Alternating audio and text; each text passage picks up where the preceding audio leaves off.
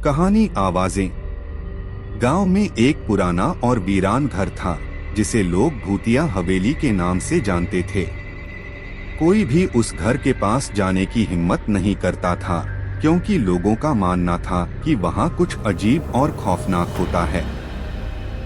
एक दिन गांव के 3 दोस्त राजू, मोहित और सुमित ने सोचा कि क्यों न उस हवेली के अंदर जाकर पता किया जाए कि असल में वहां क्या है। वे तीनों दिन के उजाले में हवेली के अंदर गए। हवेली के अंदर हर तरफ धूल और जाले लगे थे और हवेली की दीवारें गिरने के कगार पर थीं। अचानक उन्हें एक कोने से कुछ आवाजें सुनाई दी। वे आवाजें बहुत धीमी लेकिन बेहद डरावनी थीं। ऐसा लग रहा था जैसे कोई मदद के लिए पुकार रहा हो। तीनों ने एक दूसरे को देखा और सोचा कि शायद यह उनकी कल्पना हो, लेकिन आवाजें बढ़ती गईं और अब वे साफ सुनाई दे रही थीं।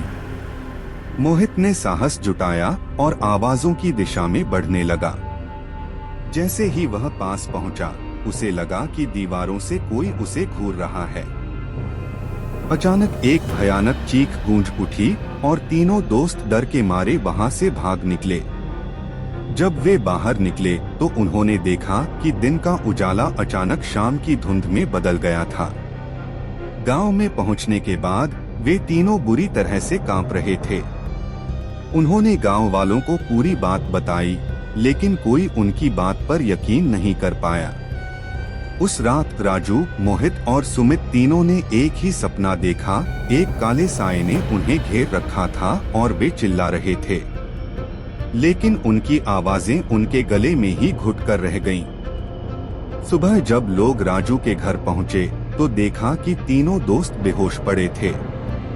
जब उन्होंने होश संभाला तो उनके होंठ नीले हो चुके थे और आंखों में अजीब सा डर था। वे कुछ भी बोलने की हालत में नहीं थे। उस दिन के बाद वे तीनों कभी भी पहले जैसे नहीं रहे। कहते हैं हवेली की वो आवाजें अब भी उनके कानों में गूंजती हैं, और जो भी उस हवेली के पास जाता है वह वापस नहीं लौटता। गांव वालों ने फैसला किया कि उस हवेली को हमेशा के लिए बंद कर दिया जाए, लेकिन हवेली के अंदर की वो आवाजें अब भी रहस्यमयी बनी हुई हैं।